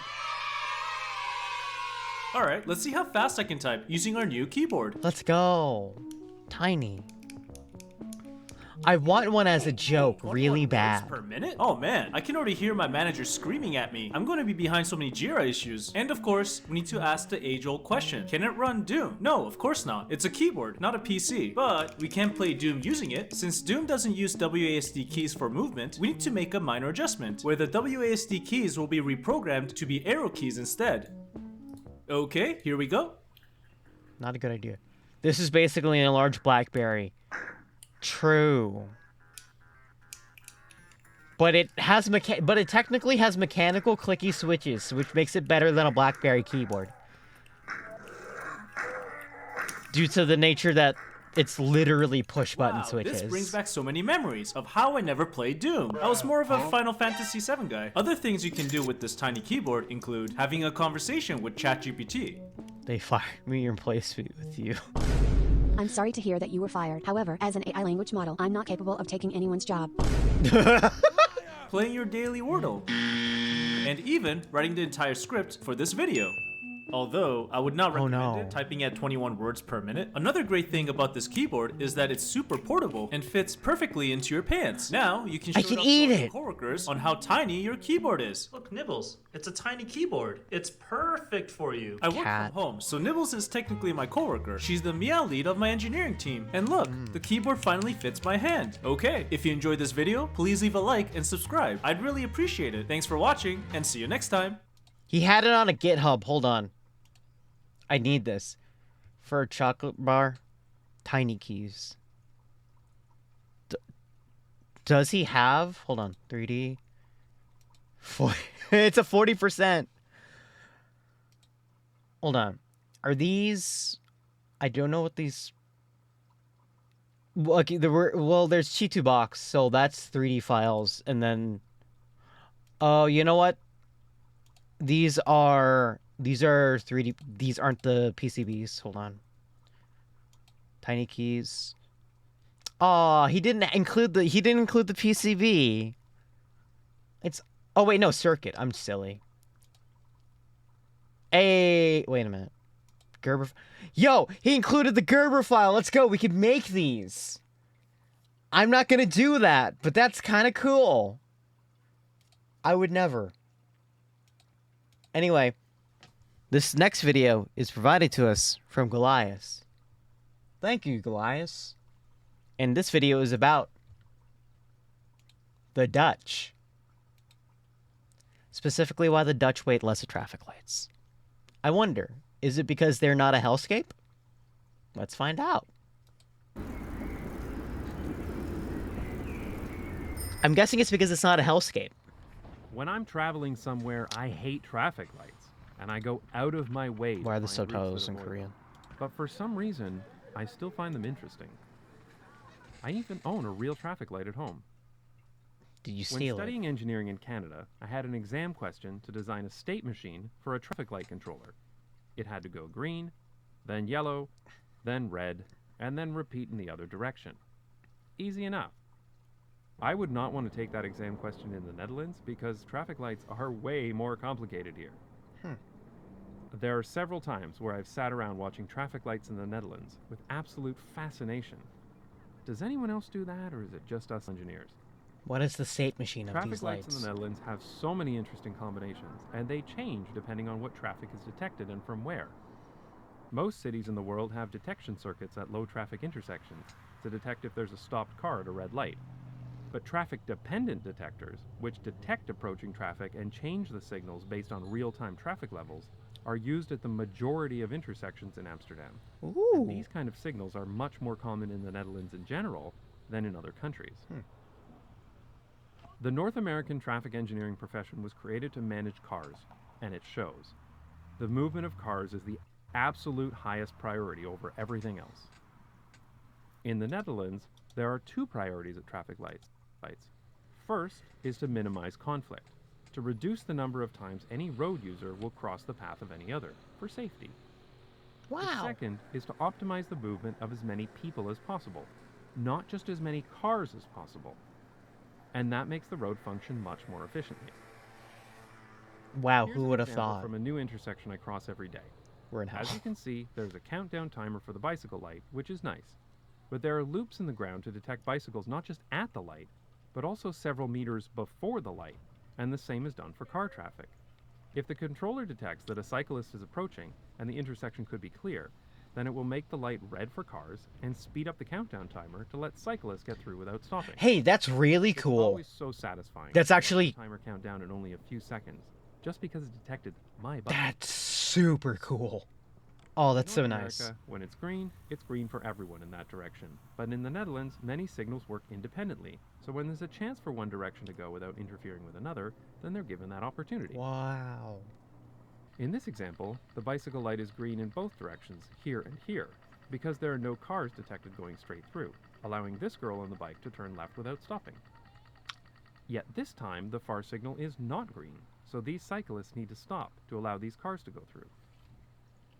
On larger intersections, pedestrians may be given a green light to cross partway instead of having to wait until the whole intersection is clear to start walking.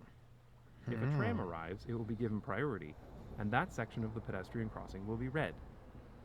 In North America, almost all crossings are single-phase, which prevents the intersection from responding to real-time traffic levels. Yeah, if you're crossing, God help you. It's not only inefficient, but if you're walking or cycling, it can also be really scary, because you have a long distance to travel and cars can cross your path in multiple places. Uh-huh.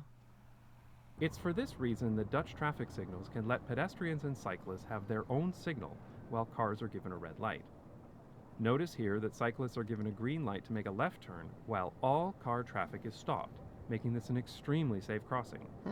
Pedestrians are also allowed to cross here, in the bottom left, because they do not cross paths with those left-turning cyclists. Safety. This is an interesting circumstance where cyclists are given a green in two directions at once. This results in the cyclists on the left needing to wait briefly here, but it allows the cyclist to get through in one light cycle. I didn't see this happen in any other light cycle, so the system must have detected a buildup of cyclists and optimized for it. I also really appreciate that there are no right turns on a red light for cars here, which is good because this is a ridiculously pedestrian-unfriendly rule. A US study found that allowing cars to turn right on red resulted in a 69% increase in crashes with pedestrians and cyclists. Not nice. The Netherlands tightly controls when right turns can be made, which not only significantly increases the safety of people outside of cars, but also ensures that the path is clear for right-turning cars. It allows more advanced light combinations as well. Watch how this tram turns left, while these cars in the foreground can turn right, while no pedestrians or cyclists are allowed to cross in their way. With no right turn on red, pedestrians can be given a head start. Notice how these people are halfway through the intersection before the bicycles and cars are allowed to go. These leading pedestrian signals are still quite rare in North America, but they significantly increase pedestrian safety from right-turning cars. Wow. One Chicago study found a 13% decrease in collisions with people walking when leading pedestrian signals were used. I find that intersections here are very pedestrian-friendly in general. Watch these people cross. They come up to the crossing, press the beg button, and the light changes immediately for them. The way most traffic lights are programmed in North America, that's nice. that will almost never happen. In car-centric cities, you have a very narrow window of time to push that button, or you'll be waiting a whole light cycle to try again. Watch what happens when this man presses the beg button. The light was red, but the pedestrian signal doesn't come on, because it was pressed too late. The light turns green for cars, of course, but there's no walk signal, so these people are technically crossing illegally. Also, I did not know it's called the beg button. Traffic engineers go out of That's their new way to me. to avoid slowing down drivers by having those pesky pedestrians in the way. Pedestrians and cyclists are seen as a nuisance that get in the way of drivers, rather than people who are also trying to get somewhere. What's worse is that buses and streetcars are almost always stuck in traffic because traffic engineers and politicians don't want to take away any space from cars to make a dedicated transit lane, even though it would ultimately speed up car traffic. Thankfully, in the Netherlands, public transportation has the highest priority and almost always gets a green light. It doesn't matter what else is happening at this intersection. This tram is going through right now. Often, the only time a tram will be at a red light is when it's ahead of schedule, or when another transit vehicle is crossing first. This is the obvious and sane thing to do because a bus or tram will usually have dozens of people on it. I love the passive aggressiveness we're getting against the It's not that cities in the U.S. traffic system. They do. This document describes a system used in Toronto. They even have the capability for transit signal priority. It's just that these systems are almost exclusively used to keep car traffic flowing and are rarely used to prioritize any other modes of travel or to ensure the safety of other road users. For example, even in this fully separated and dedicated streetcar lane in Toronto, the streetcar gets stuck at this red light. But they won't install transit signal priority here because it would, and I quote, fatally disrupt operations on intersecting streets. That's engineer speak for, screw the people on that streetcar, there are drivers who have important places to go. Here's another example from Toronto that used to drive me crazy. At this light, some streetcars turn left and have their own signal. Of course, being Canada, it's not a priority signal, but that's not the most infuriating part. Oh, this is hell. What in the world? Oh. Pedestrians to cross the street in front of the streetcar. What? They block the walk signal here. But because these traffic lights are stupid, it also blocks the walk signal here, where there aren't even any tracks because the two pedestrian signals are linked. They do, of course, give drivers a green light here, because drivers are super important people who have super important places to go, but pedestrians are left literally standing in the cold, waiting, for no good reason. And this is why I'd rather just cross and take the risk. This should never happen. Maybe. Be safe. Don't do what I do. There are so many other interesting traffic light combinations in the Netherlands, such as intersections where cyclists get a green signal in all directions, or even traffic signals that prioritize bicycles when it's raining. But I think I'll save those topics for the next time I visit Groningen. This looks so nice. I don't know of any intersections in the Netherlands that use a pedestrian scramble like you'll see in cities like London, but I have a feeling that when pedestrian volumes become that high in Dutch cities, the whole area will become pedestrianized instead, which is better for people walking anyway. Of course, alternative to traffic lights such as roundabouts are sometimes used, but that's a topic for another day. And there are even some intersections in Amsterdam where traffic lights... This is a really weird and niche opinion, but I feel like I'm going to say it anyway, so I'm just going to do it. I think that pedestrian scrambles are like the coolest things ever. Like, they're one of the coolest things you could see in like a city. It's like the lights are just red and just everybody just goes out into the street. It's so cool. Been removed completely. This is it makes you really feel like you're in a city, you know? Enough in speed and frequency, with a lot of people. This will definitely be a topic for a future video. So I may hate traffic lights. Oh, no, not you, no, it's okay. It's okay. But the Netherlands proves that it's possible to design more efficient traffic lights that move as many people as possible, not just as many cars as possible, and they can also significantly reduce points of conflict, making the roads safer for everyone. The technology is there, but the smartest cities are the ones that actually use it. I'd like to take this moment to thank my supporters on Patreon who pay me to stand around at traffic lights for an uncomfortably long period of time. If you'd like to support the channel, visit patreon.com/notjustbikes. Oh, that's funny. Okay. I also want to thank Matt from BeyondTheAutomobile.ca. That's subscription from me. That was good. That was good content. I like that. All right, let me see the last video we can squeeze in here. Because I think we're at the end. So I might need to do a short one. You know what? Yeah, let's just do a short one. So this one is from known prank man Mark Rober. About how arcade games are scams. Which I feel like is obvious, but also... I want to know the mechanics of this, so I'm very curious. I designed this machine to win the jackpot every time on arcade games like these, where you have to hit the button at the exact moment the light comes by. So the plan was for me to be a hero amongst my buddies and a veritable Chuck E. Cheese Robin Hood giving out free tickets to all the little kids. But that's not what actually happened. Gee, I wonder. It turned out way more interesting, and the more I tested, the more I realized this was turning into a repeat of when I used physics to expose the rigged carnival games. Because by building this super precise little robot, I discovered arcade games like this are pretending to be one thing when in fact, they're total scams. Now, in order to explain just how bad they're scamming you, let me first explain how my machine works, and then walk through the results of our testing for the past 2 months. There's a camera, a solenoid. Oh my god, this is so easy. Right here, and it senses the light 5 or 6 lights upstream of where you need to hit the button and then it times. And then after a pre-programmed delay, the plunger comes down and hits the button. To build this, my buddy John and I started by designing the main base in CAD, and then we 3D printed it overnight. Then we attached the photoresistor at the end of the articulating arm, and then we took a solenoid with a plunger and attached it to the base. It's powered by 20 volts worth of AA batteries, and this is the same power pack I used to trigger the Super Soaker. And the brains of the Hey, by the way, why are you using such a huge solenoid for a button for an arcade that's like 50 grams of force? I'm just saying, like, that's a huge solenoid. Operation is this wireless Arduino board, and it connects via Wi-Fi to a Super Ghetto app that we made. And the app is critical because it lets you adjust the delay between sensing the light and pushing the plunger. So if you miss short, you just add a few milliseconds to the delay and try again. And then to disguise the whole thing, we put it in a backpack and cut a hole in the bottom so the plunger could access the big button on the machine. So to set it up, you simply walk in, set the backpack down, and then pull out your phone like you're checking dank memes. As you can see, the disguise worked really well. There's a security guard. So at this point, we were ready for our first real-world test, and the results were disappointing. We were getting jackpots, but only about every 30 tries. Hold on, I'm gonna say what I think the reason is for this video before it actually happens. Is it what was it?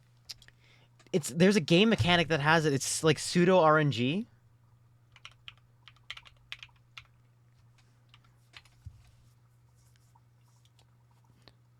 Yeah, pseudo random distribution.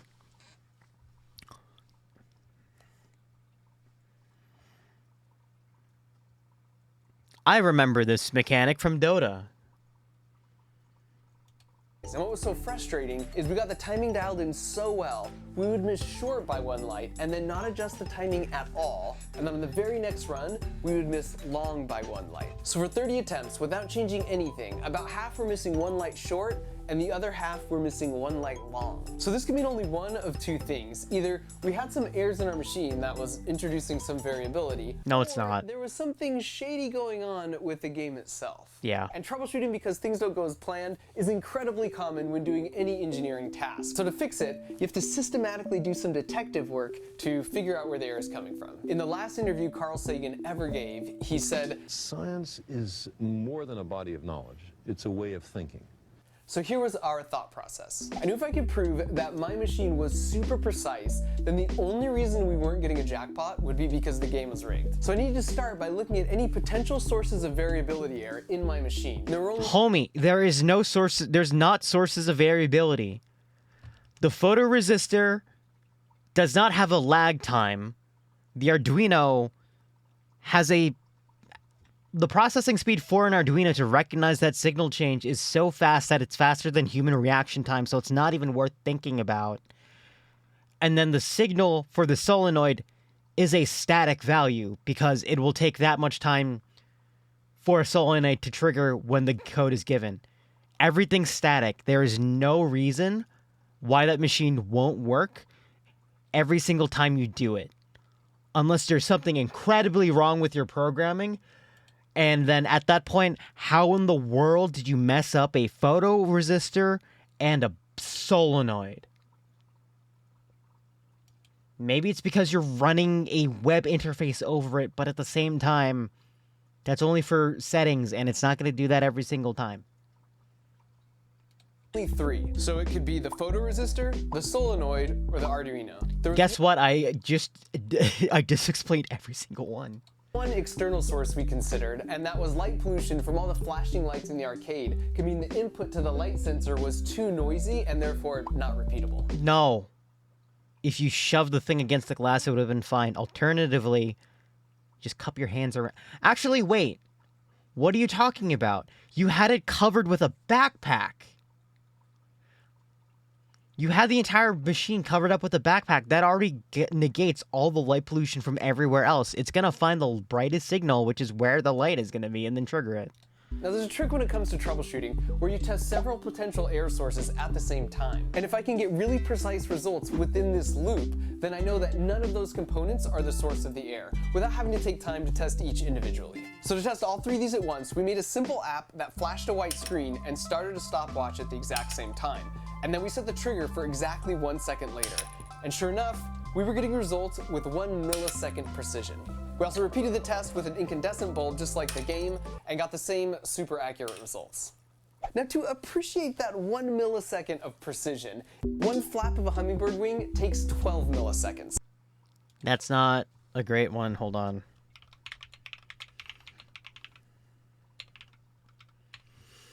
Let me put it this way. Human reaction time is 200 milliseconds. About. Actually, yeah, no, it's like 100, not 200. It's like 100 milliseconds or less.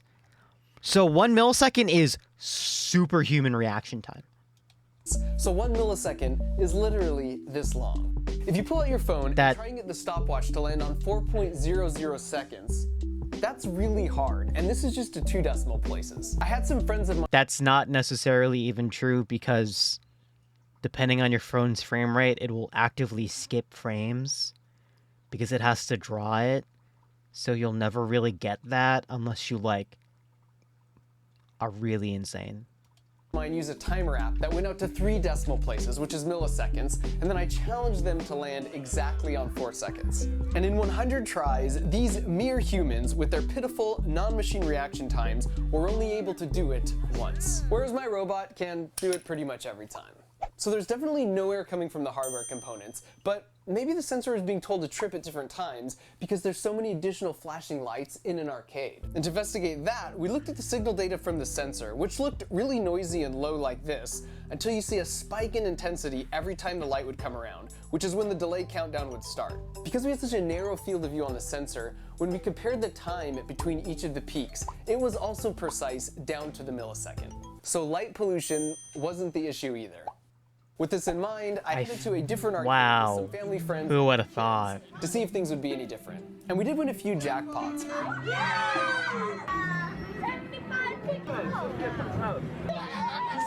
But for the most part, once again, we would alternate missing by 1 light on either side of the jackpot without making any adjustments to my machine, which, as a reminder, can repeatedly hit the same mark within 1/12 of a hummingbird wing flap.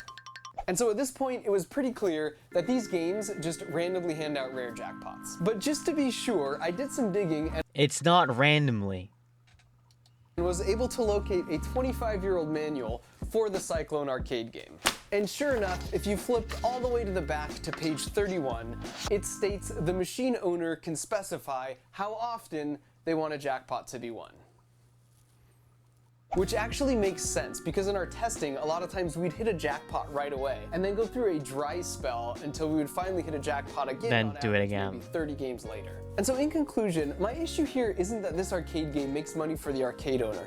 My issue is this arcade game presents itself as a winnable game of skill, when in reality, it's a random dice roll that is heavily stacked against you. And if you recall from the Carnival scam video, the most lucrative games for the Carnival owner are those where people overestimate their chances of winning. It's not that... I'm not angry that the game is rigged. It's that the game lies to you because it's rigged. Okay, my dude. That is exactly what happens in this game. Especially when you might play a few games and get it to stop 1 light short or 1 light long, thinking you were so close to getting a jackpot, when in reality, you weren't close at all. In gambling psychology, this is known as the near-miss effect, and people will spend much more money to try and win because they think they can just do it on the next one. And for that reason, it should come as no surprise that this scam machine is considered the highest earning redemption arcade game ever made. So if I were you, I'd save your tokens for skee-ball. There's a plunger in the backpack, and then it puts... Well, alternatively, what you can also do is sit around the machine, observe how many times it wins and loses, and then time yourself so you spend the least amount of time while getting the most amount of profit. That's what I do when I go to a casino. I haven't won any money yet, but I know the technique works. Anyway, we're going to go from this to, I need to tell you guys about pseudo-random distribution because this is how this dang thing works. So this is how it works. This is how it works in a lot of games too, like in video games where it's like, oh, it's an X percentage time to hit, right? Like, okay, Charlie. Jeez, don't bully me. It's like, there we go. I feel like I'm too advanced to know this. I'm like, the system's rigged. Of course it's rigged. And I know the mechanic behind why it's rigged. So there. Like, this happens a lot in other games too, where it's like an X percentage chance to hit things. So, basically what happens is that every single time, like, okay, let's just, you have a 30% chance of, hitting this. You roll the dice. You don't get it. Well, dang. If it was true randomness, you can go for an incredibly long time to get that to have that streak break. Or you can just get it every single time. That's just how randomness happens, right? So in video games, what they do to make it at least seem more fair and have a actual just, probability that's more realistic is, well, like realistic in a more in like a more intuitive sense, is when you roll a dice and miss it, the chances of you actually getting the roll will be higher internally and not be shown to you, but you'll get higher chances. So let me read this example because this might be easier to understand.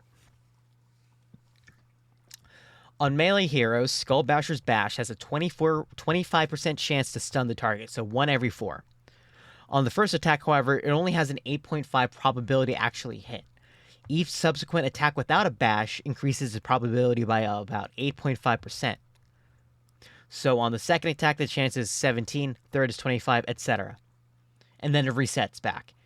They average out over time, so the probability is actually 25%. Because in theory, like I mentioned before, if it's a 1 in 4 chance, you can go on an incredibly long streak without actually hitting it, and therefore people think about it not being great. Speedrunning videos are often the most interesting for exploiting RNG and often ways around. Yeah, it's because of the pseudo-randomness, right? It's because you can't get true randomness in certain games because of how the source of the randomness is hold on. There's a Tom Scott video. Hold on.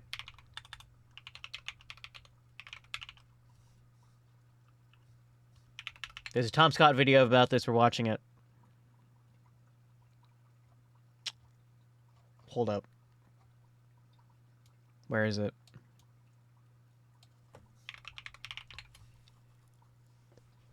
Wow, there's a lot of radiation videos. Hold on. Oh, wait. Is it this one? Yes! It's this video! I found it! We're watching this. Because now we need to talk about random numbers because this is going to get me tilted. I think this is going to be a really exciting video because today we are going to generate some random numbers with strontium-90, radioactive strontium-90. I find all of this quite unnerving. Radioactivity. Yay! You have to really respect it. It will hurt you. Let's do it. Cancer. You've asked me to generate for you a random number, right? And I want to throw that straight back at you. I want to play a game, actually. What I want you to do, all of you, everybody, right? You're watching, everybody. I want you to clear your head for a moment, and I want you to think of a random number from 1 to 10. Got it? Okay. Choose a number between 1 and 10. Do I tell you it? 6. Okay, I'll choose 6. 7. Fuck! Between 1 and 10. 7. 9. 7 is more likely to be chosen, and I'm annoyed. learning that very quickly. I'm annoyed that I picked 7, actually. 45% of you are going to have said 7. Choose and then tell me a number between 1 and 7. 7. Obviously, you're not going to choose 1 or 10 because that's not very random, right? You're not going to choose an even number because they don't sound particularly random either. And you're not going to go for 5 because 5's in the middle. Hell, that's not random. So you probably want a prime number, so 9's out. 3's too small. 3's like you're not trying. You haven't worked hard enough to get to it. So what you're left with 7. So everybody chooses 7. So is there something innately random about the number 7? No, of course not. That's ridiculous. There's nothing Lol, random so about a random. number, right? If I said to you, pick a random number, and you said 5, how do I know that's random? If I asked you to do it again and you came out with 5 again and again and again, clearly that's not a random number. The property that makes a number random isn't in the number itself, but it's in the sequence of numbers. Right? Any individual number isn't random. 1. Is the number 1 random? It entirely depends on the context, right? Just 1 on its own, there's nothing random about that. But if I have 1, 5, 2, 8, 7, 4, is 1 random? Yes, 1 is a random part of that sequence. Or at least it's as random as the human mind can make it, which, as we've just seen from our little game, isn't particularly random at all. As a scientist, right, I model gases. And as a part of modeling gases, I need to give them a random kick to get them started so that I don't model an identical gas every time. I can't go through and give each molecule a random value from my own mind. I use a computer to choose my random numbers. Brr. And it's spectacularly bad at doing that. There's no chance of getting a computer to generate a completely random sequence. Fuzz. It's not a random machine. We have to generate a sequence of numbers which look and feel random to us, right? But they're not random. If we look closely enough, we're always going to find patterns. So the easiest way to go about doing this, can I write this down? Let me write this down for you. Typically, the way that a computer engineer is going to go about generating a sequence of random numbers for you is to think of a number. The time. Just call that number x0, our first number in the sequence, or our 0th number in the sequence. And we're going to multiply that number by something big, something that feels random, okay? And we're going to call that, rather unimpressively, A.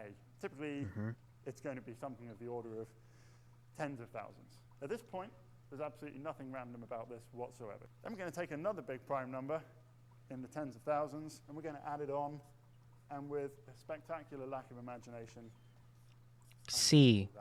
Okay, close enough. Not random. I know it's not random.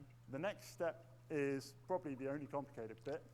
Divide. I'm going to take the number that we've just got, and I'm going to do a modulus, which we normally I was close. Just being a percent sign.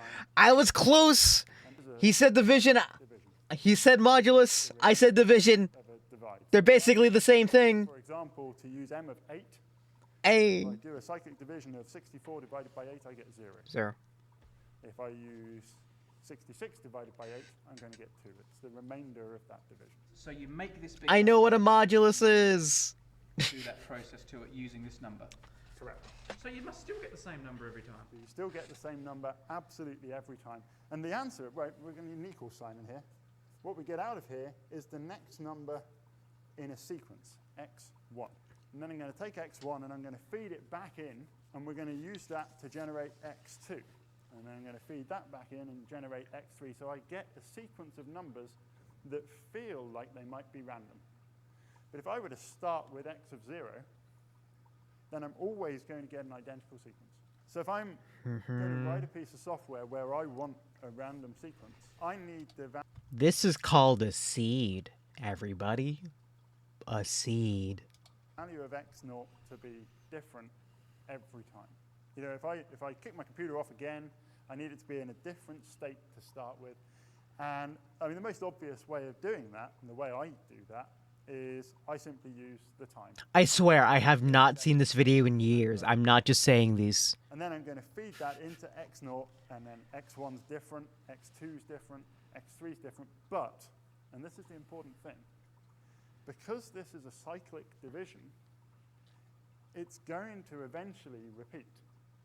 And depending on which numbers you choose for A and B and M, it'll repeat sooner rather than later. You're going to get cyclic patterns in your random numbers. We don't call these random numbers. We call these pseudo-random numbers because they're kind of random. Don a random seed generated quantum level of the Big Bang, so every universe would have their Okay, own so so technically, you are correct, because assuming the Big Bang, well, like, it's all down to random seed generated quantum level of the Big Bang. Basically, yeah, when the Big Bang happened, all those vectors came out of, you know, all that material came out in certain vectors, whatever that randomness may be, and through the laws of gravity and attraction made the planets, made elements, made all that jazz, and yeah.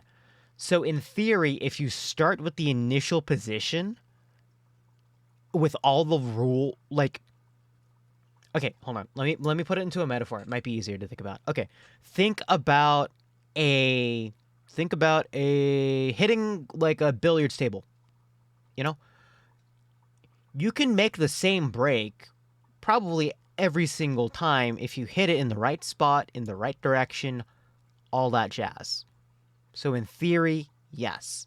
However, the amount of minutia in that initial instance to break those billiard balls is so complicated that you probably won't get a similar sequence. We are diving into like quantum mechanics and just particles doing shit because they just wanted to and it was a Friday. So like just kind of when you start thinking about it, you're just going like,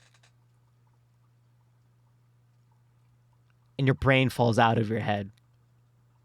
You know? Anyway, actually, I think we're done with this part because basically the randomness is going to be the actual randomness generated from the strontium. But yeah, you get what I'm saying. Anyway. Oh, one last thing I actually wanted to mention because I thought it was fun. The first time I interacted with the concept of pseudo-random numbers was in TF2. Watch this. Because TF2 has a random crit system.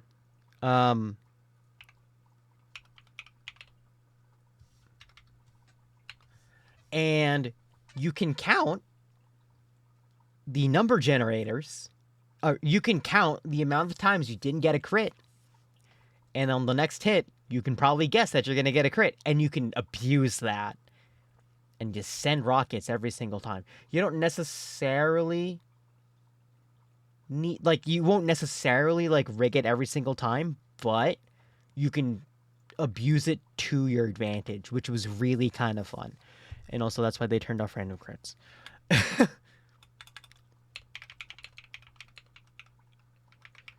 Didn't Mario RPG have very interesting... I'm not sure. Yeah, see, look, there's videos about... On December 2nd, 2010, Valve released the Team Fortress 2 beta, a developer build of the game that allowed him to test balance changes and bug fixes before pushing them live. Like how these things work, you know? And honestly... No, this was a terrible idea. What did you think I was going to say? There's a reason they took it out of the game after a single day. So no, implementing the stat swap as is decidedly wouldn't do the game any favors. Like they're... It would almost certainly be a direct buff and would make him almost unfair to play against. So outside of a few exceptions... People talked about this for a while. And people were angry about random crits. So I'm like, well... I mean, you gotta know the system to play the system, you know? Some of these are funny. But I remember there used to be a lot of like metagaming for it, and people were arguing about it. I remember this stuff. It was great. Anyway, we're a little bit past our time, but I'll take care of it. Let's get out of here. I always run over, and it's always like my fault. And I need to sleep. So, well, thank you guys for tuning in. I very much appreciate it. Next stream is going to be tomorrow. If I'm not too tired, I probably won't be. And it's gonna be Tetrio. So if you guys are interested in just watching me do some Tetris and getting incredibly anxious, I don't blame you, considering what I do on those streams. Feel free to join in.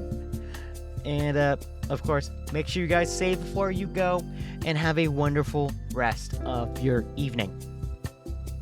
Bye.